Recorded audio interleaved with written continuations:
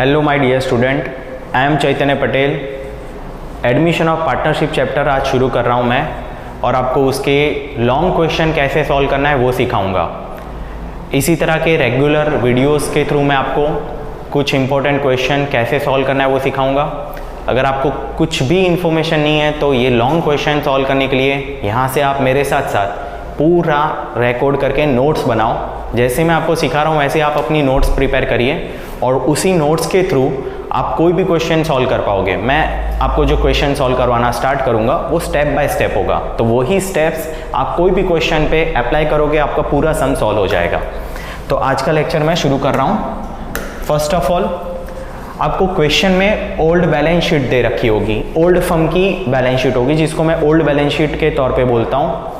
Old firm की जो balance sheet है उसके अंदर कैपिटल अकाउंट्स दे रखे होंगे। फ्लक्चुएटिंग कैपिटल मेथड यूज करी होगी तो सिर्फ कैपिटल अकाउंट होगा, और फिक्स कैपिटल मेथड यूज करी होगी तो उसके अंदर करंट अकाउंट भी होगा। तो सबसे पहले मैं आपको फ्लक्चुएटिंग कैपिटल मेथड समझा रहा हूं, तो जिसके अंदर सिर्फ कैपिटल अकाउंट दे रखे होंगे। ए और बी ओल्ड पार्टनर है, उनकी कैपिटल जो आपको दे रखी होगी उसका क्या करना है। तो आप लोगों को कितने अकाउंट ड्रॉ करने वो पहले बता देता हूं। फर्स्ट पेज पे आप ड्रॉ करोगे अपना रीवैल्यूएशन अकाउंट और उसके नीचे partners capital account. First page आपका जो वो हो सके तो आप लेफ्ट हैंड साइड और राइट हैंड साइड ऐसे पेजेस चूज करिए ताकि आपको बार बार पेजेस को घुमाना ना पड़े। तो फर्स्ट पेज जो होगा लेफ्ट हैंड साइड का, उधर आप रीवैल्यूएशन अकाउंट बनाओगे और उसी के नीचे आप अपना पार्टनर्स कैपिटल अकाउंट बनाओगे। हाफ हाफ पेज में दोनों ड्रॉ कर लोगे, हो जाएगा। सेकंड पेज पे आप अपना कैश बैंक अकाउंट बनाओ और उसके नीचे 5 to 6 लाइन का कैश बैंक अकाउंट होगा, चल जाएगा। उसके नीचे आप बैलेंस शीट बनाओगे जो कि न्यू बैलेंस शीट होगी आफ्टर एडमिशन, न्यू फर्म की बैलेंस शीट होगी आफ्टर एडमिशन। तो कुछ इस तरह से इतनी अकाउंट्स आपको ड्रॉ करनी है। अब यहां मैं बात कर रहा था कैपिटल अकाउंट्स का जो बैलेंस है। ए और बी ओल्ड पार्टनर्स है, ओल्ड फर्म के पार्टनर्स है, उनकी जो कैपिटल के बैलेंस इस समय दे रखे हैं उस बैलेंस को मुझे लिखना होगा जो मैंने कैपिटल अकाउंट ड्रॉ किया है उधर। यहां पर ए और बी दो पार्टनर है और सी इज अ न्यू पार्टनर मान लेते हैं। हम यहां पर लिखेंगे by balance brought down, full form use करना, बाय बैलेंस ब्रॉट डाउन। ए और बी का जो बैलेंस वहां दे रखा था वो यहां पर मैं लिख लेने वाला हूं। सी नया पार्टनर है, उसका कोई एग्जिस्टिंग कैपिटल अकाउंट का बैलेंस होगा नहीं। तो फर्स्ट स्टेप मुझे क्या करना है, क्लियर हुआ। जो कैपिटल दे रखी है ए और बी की, मुझे वही बैलेंसेस मुझे लिखने हैं मेरे कैपिटल अकाउंट्स की क्रेडिट साइड पे। क्रेडिट साइड लिखना क्यों है, क्योंकि लायबिलिटी का क्रेडिट बैलेंस होता है और जो असेट्स है उसका डेबिट बैलेंस बोला जाता है। तो अब आपको क्या करना है, असेट साइड पे आपको यहां पर देखना होगा आपके पास कितनी कैश पड़ी है या बैंक बैलेंस पड़ा हुआ है। कैश और बैंक बैलेंस जो पड़ा हुआ है उसको आपने जो कैश बैंक अकाउंट बनाया उसकी डेबिट साइड लिख देना होगा टू बैलेंस ब्रॉट डाउन। तो ये आपको सबसे पहले दो अकाउंट जो ओपन करे, मैंने पार्टनर्स कैपिटल अकाउंट ओपन किया है और कैश बैंक अकाउंट ओपन किया, उसके बैलेंसेस लिखना है। पार्टनर्स कैपिटल अकाउंट में मुझे क्रेडिट साइड बैलेंस लिखना है और कैश बैंक अकाउंट की डेबिट साइड पे मुझे बैलेंस लिखना है। ये मेरा हो जाएगा स्टेप नंबर 1। तो याद रखना हमने स्टेप 1 कंप्लीट किया, बैलेंसेस लिखना। अब स्टेप 2 समझा रहा हूं क्या करना होगा। स्टेप 2 में आपको क्या करना है, एक्यूमुलेटेड प्रॉफिट और एक्यूमुलेटेड लॉस जो आपके बिजनेस में ओल्ड फर्म में पड़े हुए हैं उसको ओल्ड पार्टनर के बीच आपको डिस्ट्रीब्यूट करना है, और वो भी ओल्ड पार्टनर के बीच डिस्ट्रीब्यूट कर रहे हो तो ओल्ड रेशियो में डिस्ट्रीब्यूट करना है। फिर से एक बार कहूंगा, ओल्ड पार्टनर के बीच ओल्ड रेशियो में आपको डिस्ट्रीब्यूट करना है एक्यूमुलेटेड प्रॉफिट और एक्यूमुलेटेड लॉस को। तो सबसे पहले हम यहां पर एक एज्यूम कर लेते हैं ए और बी के बीच जो रेशियो है वो 3:2 है। ओल्ड रेशियो इनके बीच 3:2 है। तो यहां कैपिटल्स के नीचे आपको रिजर्व्स मिलेगी, वो जनरल रिजर्व हो सकती है, जनरल रिजर्व पॉसिबल है, कैपिटल रिजर्व पॉसिबल है, फिर वहां पर आपको कंटिंजेंसी रिजर्व वर्ड मिल सकता है, प्रॉफिट एंड लॉस अकाउंट का क्रेडिट बैलेंस हो सकता है, profit and loss account credit balance जिसको प्रॉफिट कहा जाएगा। ये जो भी अमाउंट्स दे रखी है उसको आपको बांटना है, आपको उसको बांटना है पुराने पार्टनर्स के बीच पुराने रेशियो में, ओल्ड पार्टनर के बीच ओल्ड रेशियो में डिस्ट्रीब्यूट करना है। और ये कौन सी साइड है, क्रेडिट है, यानी इनका क्रेडिट बैलेंस है, लायबिलिटी क्रेडिट बैलेंस है, रिजर्व का क्रेडिट बैलेंस है। तो आपको यही अमाउंट्स पार्टनर के बीच डिस्ट्रीब्यूट करनी है और यहां ओल्ड रेशियो मेंशन कर दो ताकि बार बार डिस्ट्रीब्यूशन करना पड़े और उसमें कोई रेशियो गलत ना ले ले हम। तो 3:2 के अंदर हम डिस्ट्रीब्यूट करेंगे, जो रिजर्व की अमाउंट थी वो, और वही रेशियो में हम डिस्ट्रीब्यूट करेंगे जो प्रॉफिट एंड लॉस की अमाउंट थी वो, यानी इसको कहेंगे हम एक्यूमुलेटेड प्रॉफिट और एक्यूमुलेटेड लॉस, स्टेप नंबर 2। और उसमें से मैं समझा रहा हूं सिर्फ एक्यूमुलेटेड प्रॉफिट, जिसके अंदर हमने जनरल रिजर्व या reserve, capital reserve, contingency reserve, वैसी कोई भी अमाउंट है जिस पे कोई एडजस्टमेंट नहीं है, वो डायरेक्टली ओल्ड पार्टनर के बीच ओल्ड रेशियो में डिस्ट्रीब्यूट कर दी, ए और बी के बीच डिस्ट्रीब्यूट कर दी। अब बात करते हैं इसके अलावा और कौन सी रिजर्व है, तो यहां पर वर्कमैन कंपनसेशन रिजर्व होगी, वर्कमैन एक्सीडेंट कंपनसेशन फंड हो सकता है, वर्कमैन कंपनसेशन रिजर्व यूज किया हो सकता है, तो उस रिजर्व को भी हमें डिस्ट्रीब्यूट करना है पार्टनर के बीच, बट उससे पहले हमें चेक करना होगा कि उस पे कोई पार्टनर के बीच डिस्ट्रीब्यूट करने से पहले हमें चेक करना होगा कि उस पे कोई क्लेम, कोई वर्कर ने क्लेम तो नहीं किया है। अगर वर्कर का क्लेम नीचे एडजस्टमेंट में मुझे मिल रहा है तो क्या करना है, जो क्लेम की अमाउंट है, मान ले हमें क्लेम है, तो जो क्लेम की अमाउंट है मुझे नई बैलेंस शीट में लायबिलिटी साइड लिख देनी होगी, वर्कर्स क्लेम, जो क्लेम की अमाउंट दे रखी होगी मुझे लायबिलिटी साइड लिख लेनी है। अब क्या करूंगा मैं, मेरे पास जो रिजर्व पड़ी थी, पुरानी रिजर्व पड़ी थी, उसमें से जो क्लेम की अमाउंट अगर कम है तो रिजर्व में से क्लेम माइनस करूंगा, तो मेरे पास जो एक्स्ट्रा रिजर्व बची होगी, एक्स्ट्रा रिजर्व कह लो आप, एक्सेस रिजर्व कह लो, उसको हम ओल्ड पार्टनर के बीच डिस्ट्रीब्यूट करेंगे ओल्ड रेशियो में।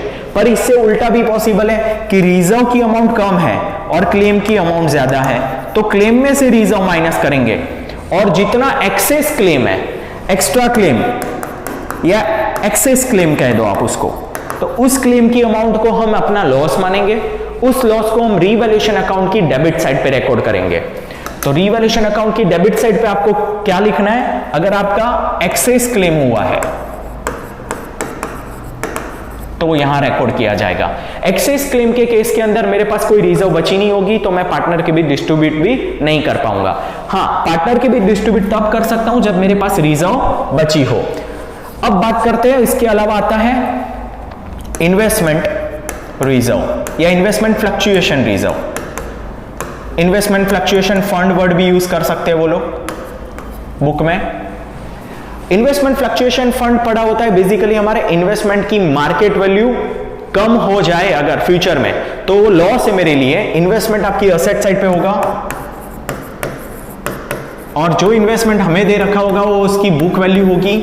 मुझे उस बुक वैल्यू को कंपेयर करना होगा उसकी कितनी मार्केट वैल्यू दे रखी है। मैं मार्केट वैल्यू के साथ कंपेयर करूंगा तो जितना भी मेरी बुक वैल्यू और मार्केट वैल्यू के बीच डिफरेंस है, अगर बुक वैल्यू कम है, मार्केट वैल्यू ज्यादा है और बुक वैल्यू कम है, तो वो मेरे लिए प्रॉफिट है। उस प्रॉफिट का रिकॉर्ड करूंगा मैं रीवैल्यूएशन अकाउंट की क्रेडिट साइड पे। रीवैल्यूएशन अकाउंट की क्रेडिट साइड पे हम यहां पर लिखेंगे बाय इन्वेस्टमेंट अकाउंट। जितना हमें इन्वेस्टमेंट की बुक वैल्यू और मार्केट वैल्यू को कंपेयर करते वक्त जितना प्रॉफिट हुआ है वो यहां पर रिकॉर्ड करा जाएगा। यानी हमारी मार्केट वैल्यू ज्यादा थी, बुक वैल्यू कम थी, वो जो प्रॉफिट हुआ उसका रिकॉर्ड हम रीवैल्यूएशन अकाउंट की क्रेडिट साइड पे करेंगे। और जो हमें मार्केट वैल्यू दे रखी है उसको हम लिखेंगे अपनी जो नई बैलेंस शीट है। मैंने जो नई बैलेंस शीट बनाई है उधर असेट साइड पे लिखूंगा इन्वेस्टमेंट उसकी नई वैल्यू यानी नई मार्केट वैल्यू होगी उससे रिकॉर्ड करूंगा।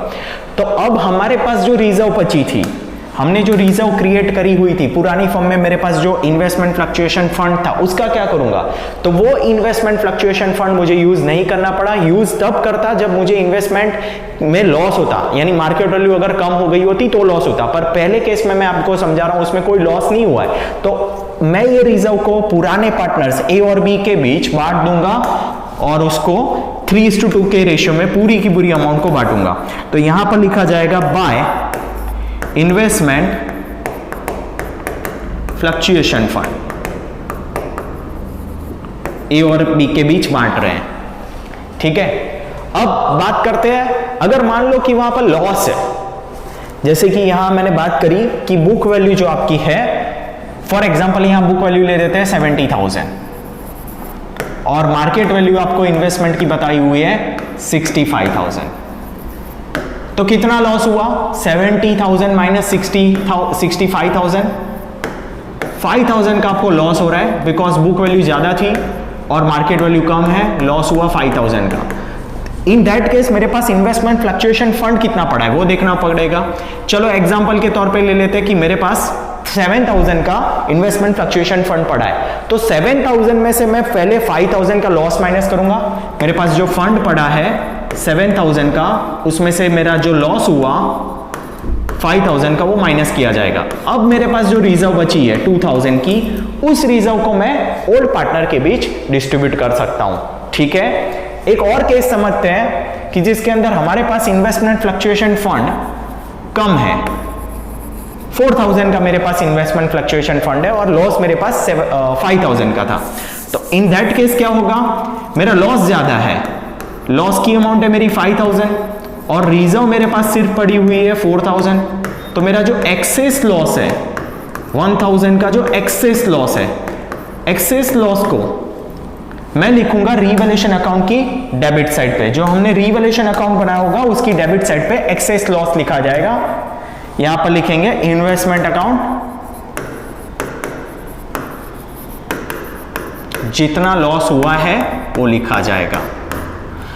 और इन्वेस्टमेंट में लॉस हुआ क्योंकि इन्वेस्टमेंट मेरी असेट है और रीवैल्यूएशन अकाउंट का रूल है कि जब आपको कोई भी असेट में वैल्यू डाउन हो रही है, उस असेट की वैल्यू अगर डाउन हो रही है तो असेट में लॉस हुआ है कह सकते हैं, और असेट की वैल्यू अगर अप हो रही है, आपको उसका रीवैल्यूएशन किया जा रहा है, असेट पहले कितनी थी और आज कितनी है उसका रीवैल्यूएशन किया जा रहा है, मार्केट वैल्यू उसकी निकाली जाए, और अगर उसकी मार्केट वैल्यू ज्यादा निकल रही है तो आपके लिए वो प्रॉफिट है। तो रीवैल्यूएशन अकाउंट की क्रेडिट साइड पे आपको क्या लिखना होगा, असेट का जो प्रॉफिट हुआ है वो, और असेट डाउन हुई है तो रीवैल्यूएशन अकाउंट की डेबिट साइड आपको उसको लॉस के तौर पे मान के डेबिट करना होगा।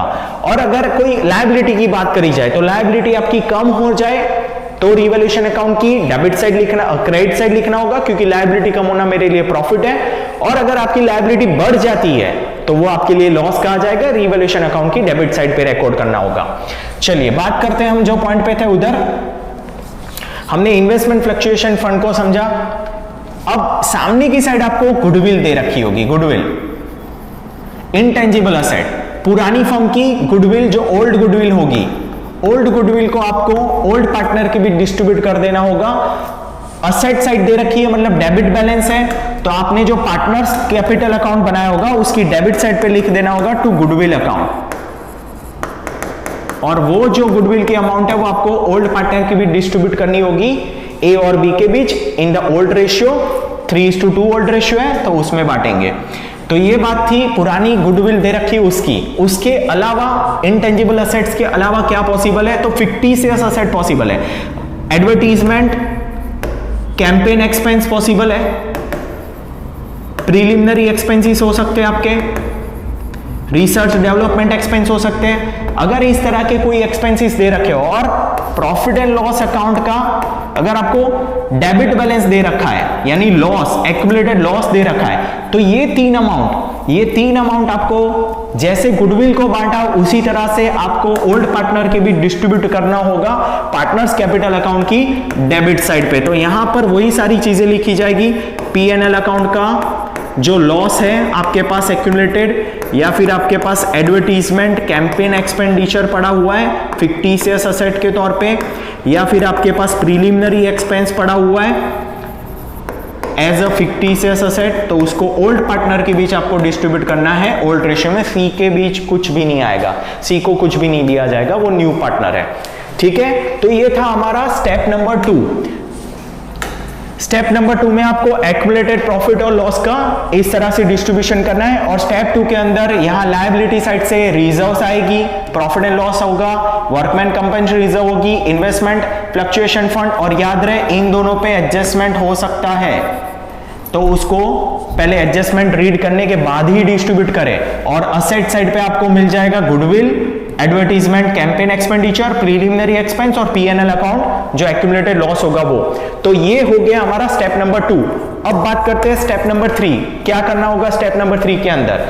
तो स्टेप नंबर 3 के अंदर आपको याद रखना है नया पार्टनर कितनी कैपिटल लेकर आया, कैपिटल इन कैश लेकर आ रहा है तो क्या करेंगे, कैपिटल अगर वो इन फॉर्म ऑफ असेट लेकर आ रहा है तो क्या एंट्री करेंगे, और अगर नया पार्टनर एग्जिस्टिंग हमारी कोई लायबिलिटी को टेक ओवर कर रहा है एज अ कैपिटल तो क्या करेंगे। 3 सिनेरियो में आपको समझाऊंगा। पहला समझते हैं कि नया पार्टनर बिजनेस में आ रहा है और कैपिटल ले आ रहा है इन कैश, तो फर्स्ट ऑफ ऑल आपको एंट्री करनी होगी कैश बैंक अकाउंट की डेबिट साइड पे टू लिखना होगा सीज कैपिटल अकाउंट। यहां पर हमारे नए पार्टनर का नाम है सी, तो हम यहां लिखेंगे सीज कैपिटल अकाउंट, कितनी कैपिटल वो लेकर आया है इन कैश, और उसकी सेकंड इफेक्ट करेंगे जो कैपिटल अकाउंट हमने बनाया उसकी क्रेडिट साइड पे यहां पर लिखा जाएगा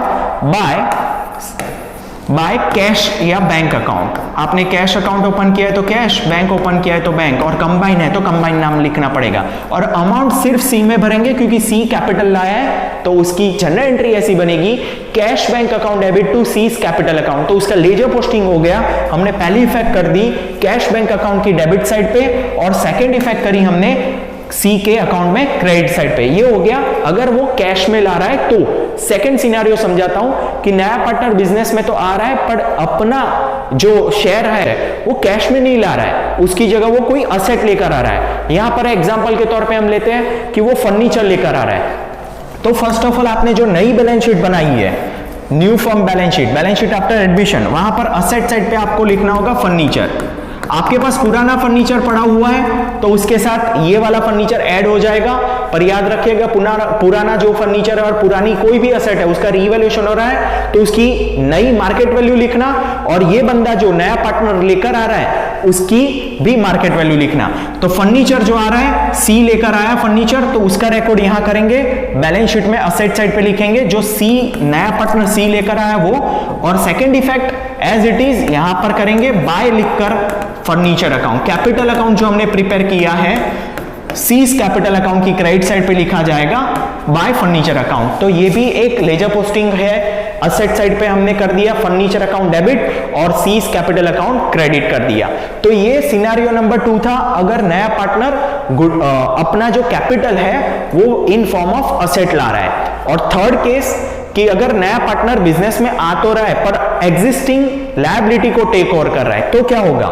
एग्जांपल के तौर पे हमारे पास जो पुरानी फर्म है उसकी बैलेंस शीट में लायबिलिटी साइड पे कोई क्रेडिटर दे रखा है, एग्जिस्टिंग बैलेंस शीट की भी बात हो रही है, ओल्ड फर्म की बैलेंस शीट है, क्रेडिटर दे रखे हैं, वो क्रेडिटर या बैंक लोन नया पार्टनर टेक ओवर कर रहा है, पूरी अमाउंट टेक ओवर कर रहा है। तो नई बैलेंस शीट के अंदर मैं क्रेडिटर या बैंक लोन को यहां मेंशन नहीं करूंगा कि वो पूरी लायबिलिटी किसने टेक ओवर कर ली है, नए पार्टनर ने, पर उसमें से सम अमाउंट वो टेक ओवर कर रहा है। फॉर एग्जांपल यहां मेरे पास क्रेडिटर पड़े हैं 80,000 के, और वो 80,000 के क्रेडिटर्स में से नया पार्टनर जो सी आ रहा है वो 50,000 के क्रेडिटर को टेक ओवर कर रहा है एज अ कैपिटल। तो मैं पुरानी बैलेंस शीट में से जो 80 थे उसमें से 50 तो चले गए, तो मैं यहां पर क्रेडिटर लिखूंगा, नई बैलेंस शीट के अंदर क्रेडिटर्स लिखूंगा जितने क्रेडिटर मेरे फर्म में रह गए हैं। 30,000 क्रेडिटर्स एज अ लायबिलिटी पे करने बाकी है, और 50,000 के क्रेडिटर किसने टेक ओवर कर लिए, सी ने, तो यहां से 50,000 कम हो गए। तो नई बैलेंस शीट में सिर्फ एग्जिस्टिंग लायबिलिटी दिखाई जाएगी 30,000, और सी जो क्रेडिटर ले गया उसकी एंट्री होगी बाय क्रेडिटर्स लिखना पड़ेगा पर्टिकुलर में, बाय क्रेडिटर्स अकाउंट, और सीज कैपिटल अकाउंट क्रेडिट होगा जितनी वो क्रेडिटर की अमाउंट 50,000 ले गया, तो यहां पर हम 50,000 का रिकॉर्ड करेंगे। तो नई बैलेंस शीट में से 50,000 कम हो गए क्रेडिटर्स की अमाउंट, और सीज अकाउंट क्रेडिट हो गया 50,000 से। तो ये था हमारा स्टेप नंबर 3, जब नया पार्टनर कैपिटल लेकर आ रहा है तब। स्टेप की बात करूं तो 4th स्टेप के अंदर नया पार्टनर कैपिटल के साथ साथ अपना जो गुडविल में शेयर है वो भी कैश में लेकर आता है तो रिकॉर्ड करना है। गुडविल के अंदर हमें याद रखना है कि नया पार्टनर अपना जो गुडविल का शेयर है वो कैश में ला रहा है कि वो नहीं ला रहा है, वो चेक करना है। तो सम के अंदर पॉसिबिलिटी है कि वो गुडविल कैश में लाए, गुडविल कैश में ना भी लाए, और partial amount somewhat amount goodwill की वो कैश में लेकर आए। तो क्या करना है, तो सबसे पहले हम समझते हैं कि नया पार्टनर अपनी गुडविल पूरी की पूरी कैश में लेकर आया, तो उसके लिए आपको क्या करना होगा, जो कैश बैंक अकाउंट आपने बनाया है उसकी डेबिट साइड पे आपको लिखना होगा to premium for goodwill account, premium for goodwill, क्योंकि इस मेथड को कही जाती है प्रीमियम मेथड। तो यहां लिखना है to premium for goodwill account. नया पार्टनर जो गुडविल कैश में लाया है तो उसकी फर्स्ट जनरल एंट्री होगी cash bank account debit to premium for goodwill account. तो यहां कैश बैंक की डेबिट साइड हमने लिख दिया प्रीमियम फॉर गुडविल अकाउंट, और वो गुडविल मुझे डिस्ट्रीब्यूट करनी होगी ओल्ड पार्टनर के बीच इन द सैक्रिफाइस रेशियो। तो यहां सेकंड जनरल एंट्री ऐसी होगी premium for goodwill account debit to old partners capital account in that sacrifice ratio. तो यहां मैं old partner capital account credit करूंगा, यहां लिखेंगे by premium for goodwill account. पर याद रहे यहां मुझे रेशियो यूज करना है सैक्रिफाइस रेशियो यूज करना है। तो सैक्रिफाइस रेशियो कैसे फाइंड करेंगे, वो आपको आ रहा है तो अच्छी बात है, नहीं आ रहा है तो मैं उसका भी एक प्रैक्टिकल क्वेश्चन करवाते वक्त आपको कैसे सैक्रिफाइस रेशियो ढूंढना है वो सिखा दूंगा। तो सबसे पहले हम यहां दो पार्टनर के बीच गुडविल डिस्ट्रीब्यूट करेंगे, पर्टिकुलर में लिखेंगे by premium for goodwill account, और ए और बी के बीच हम गुडविल को डिस्ट्रीब्यूट करेंगे सैक्रिफाइस रेशियो के अंदर। याद रहे सैक्रिफाइस रेशियो हमें यूज करना है। पूरी अगर वो अमाउंट गुडविल ला रहा है कैश में, तो यहां पर वो अगर गुडविल कैश में नहीं ला रहा है तो क्या करना है, गुडविल कैश में नहीं ला रहा है तो मुझे कैश बैंक अकाउंट डेबिट नहीं करना है, यहां प्रीमियम फॉर गुडविल नहीं यूज करना है वर्ड। उस मेथड को हम रीवैल्यूएशन मेथड कहते हैं, और उसके अंदर क्या करना है, जो नया पार्टनर गुडविल कैश नहीं लाया, अपना शेयर गुडविल का कैश में नहीं लाया, तो उसका कैपिटल अकाउंट हम डेबिट कर लेंगे और यहां पर नाम लिखे जाएंगे old partners capital account, old partners capital account, यानी ए एंड बी इस केस के अंदर, और अमाउंट डाली जाएगी सी के अंदर, सैक्रिफाइस रेशियो में बांटी जाएगी यहां पर अमाउंट, और वहां पर लिखा जाएगा by C's capital account, C's capital account. Amount again बांटनी है सैक्रिफाइस रेशियो में, पर यहां लिखना है बाय सीज कैपिटल अकाउंट, क्योंकि इसकी जनरल एंट्री ऐसी होगी, C's capital account debit to old partners capital account, A and B's capital account in the sacrifice ratio. यहां पर वो कैश में नहीं ला रहा है इसलिए ऐसी एंट्री होगी। तो हमने टोटल 4 स्टेप समझ लिए बेटा। अब क्या करना है, 4th स्टेप के बाद 5th स्टेप समझते हैं। 5th स्टेप के अंदर क्या होगा, revaluation of assets and liability. तो आपको रीवैल्यूएशन करना होगा आपके पास जो भी एग्जिस्टिंग असेट पड़ी है और आपकी जो लायबिलिटी उसका रीवैल्यूएशन का पॉइंट आपको सम में दे रखा होगा नीचे। रीवैल्यूएशन कौन कौन सी असेट्स का हो रहा है आपको चेक करना होगा। अगर आपकी फर्नीचर का रीवैल्यूएशन हो रहा है तो नई वैल्यू आपको नई बैलेंस शीट में लिखनी है, और उसमें जितना इंक्रीज और डिक्रीज हुआ उसका रिकॉर्ड करना होगा आपको रीवैल्यूएशन अकाउंट में, डेबिट या क्रेडिट। तो एक एग्जांपल लेते हो कि यहां पर लैंड एंड बिल्डिंग दे रखा है मुझे, लैंड एंड बिल्डिंग, उसका बुक वैल्यू दे रखा होगा यहां पर 1 लाख, और एडजस्टमेंट में दे रखा है कि उसका नया मार्केट वैल्यू है 1,60,000। तो मैं जो नई बैलेंस शीट बना रहा हूं उसमें यहां पर लिखूंगा लैंड एंड बिल्डिंग, उसकी मार्केट वैल्यू से 1,60,000। तो पुरानी फॉर्म में तो 1 लाख था, यहां मैंने लिखा 1,60,000। कितना वैल्यू बढ़ गया, 60,000 वैल्यू बढ़ गया है।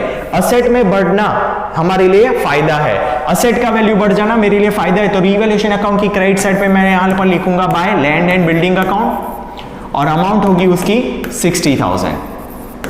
अगर यहां असेट का वैल्यू कम हो गया होता तो मैं रीवैल्यूएशन अकाउंट की डेबिट साइड पे एंट्री करता। सेम वे लायबिलिटी का केस समझते हैं। एक लायबिलिटी समझ लेते हैं कि हमारी ओल्ड फर्म में एक लायबिलिटी दे रखी है बिल्स पेबल, बिल्स पेबल दे रखा है 6,000। अब यहां एडजस्टमेंट ऐसा दे रखा है कि बिल्स पेबल मुझे पे करना नहीं पड़ेगा, ऐसा कोई एडजस्टमेंट है। मान लेते हैं कि बिल्स पेबल की अमाउंट अब पे करनी नहीं है, तो नई बैलेंस शीट के अंदर मुझे बिल्स पेबल की अमाउंट यहां पर मेंशन नहीं करनी होगी, क्योंकि मेरा बिल्स पेबल अब पे नहीं करना है। और जितनी लायबिलिटी मेरी कम हो गई है तो रीवैल्यूएशन अकाउंट की क्रेडिट साइड में मैं बताऊंगा मेरा जो प्रॉफिट हुआ है वो बाय बिल्स पेबल अकाउंट। कितना पे नहीं करना है आपका, बिल्स पेबल का अमाउंट हमने एज्यूम किया था 6,000, तो जो पूरा 6,000 अमाउंट है मेरे लिए बेनिफिट है, क्योंकि मुझे अब बिल्स पेबल की अमाउंट नहीं पे करनी है। ठीक है, इस तरह से आपको रीवैल्यूएशन अकाउंट में रिकॉर्ड करना है अपनी लायबिलिटी और असेट का जो रीवैल्यूएशन हो रहा है। इसके अलावा पॉसिबिलिटी है कि एक्सपेंस हो सकता है और कोई इनकम। एक्सपेंस हो रहा है तो अगेन 11th स्टैंडर्ड का जो रूल अप्लाई करना है, debit the expenses and credit the income. तो आप रीवैल्यूएशन अकाउंट की डेबिट साइड पे आपके एक्सपेंसेस को ट्रांसफर करोगे और रीवैल्यूएशन अकाउंट की क्रेडिट साइड पे आपकी जितने भी फर्म की इनकम हो रही है उसको ट्रांसफर करोगे।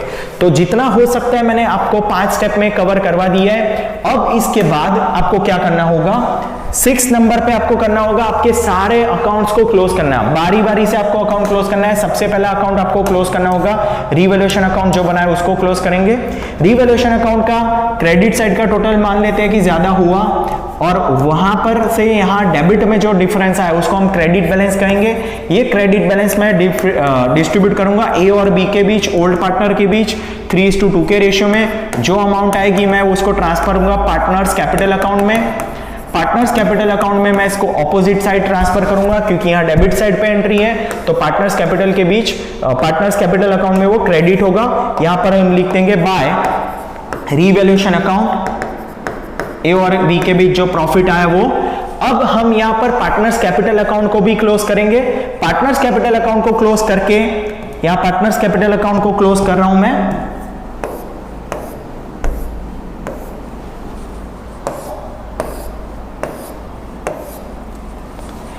पार्टनर्स कैपिटल अकाउंट को क्लोज करेंगे हम। क्रेडिट साइड सबसे पहले तीनों पार्टनर का टोटल करेंगे और वही टोटल हम डेबिट में भी लिख लेंगे।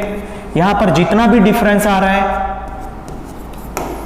तीनों पार्टनर के कैपिटल अकाउंट के क्लोजिंग बैलेंस कहे जाएंगे, तो उसको बैलेंस सीडी के तौर पे हम नई बैलेंस शीट में ले जाएंगे। न्यू बैलेंस शीट में यहां पर हम लिखेंगे कैपिटल अकाउंट और उसके नीचे हम तीन नाम लिखेंगे ए, बी और सी, क्योंकि यहाँ नई फर्म के अंदर तीनों पार्टनर हैं। तीनों पार्टनर की कैपिटल का टोटल आउटसाइड लिखेंगे। ये हमने पार्टनर्स कैपिटल अकाउंट बंद कर लिया। अब यहाँ जो कैश बैंक अकाउंट था उसको भी बंद कर देंगे हम। कैश बैंक अकाउंट का क्रेडिट साइड पे जो भी बैलेंस आएगा that is called balance CD closing balance, उसको हम बैलेंस शीट में असेट साइड पे लिख देंगे। कैश बैंक बैलेंस को असेट साइड पे लिख लेंगे। इसके अलावा जो भी असेट्स और लायबिलिटी पे हमारा कोई रीवैल्यूएशन नहीं हुआ है उसको एज इट इज लिख देंगे। जैसे प्रोविडेंट फंड और ऐसी कोई चीज दे रखी हो आपको पुरानी बैलेंस शीट में पर उस पर कोई भी एडजस्टमेंट नहीं है तो एज इट इज हम यहाँ पर उसको कैरी करेंगे। और यहाँ अगर मान लो कि आपके पास स्टॉक पड़ा था उस पर भी कोई एडजस्टमेंट नहीं दे रखा है तो उसको भी आप अपनी नई बैलेंस शीट में एज इट इज लिख दोगे। अब क्या करना है, आपको बैलेंस शीट को क्लोज करना है, दोनों साइड का टोटल करना है और आपकी बैलेंस शीट कंपलसरी मैच हो जाएगी या कंपलसरी मैच होनी चाहिए। एक प्रैक्टिकल क्वेश्चन के साथ मैं आपको इसी तरह के वीडियोस में सिखाता रहूंगा। लॉन्ग क्वेश्चन कैसे सॉल्व करना है उसकी पूरी सीरीज बनाएंगे हम। आपको वीडियो अच्छा लगा है तो लाइक करना और अपने और भी फ्रेंड्स के साथ शेयर जरूर करना। मिलता हूं मैं आपसे नेक्स्ट लेक्चर में।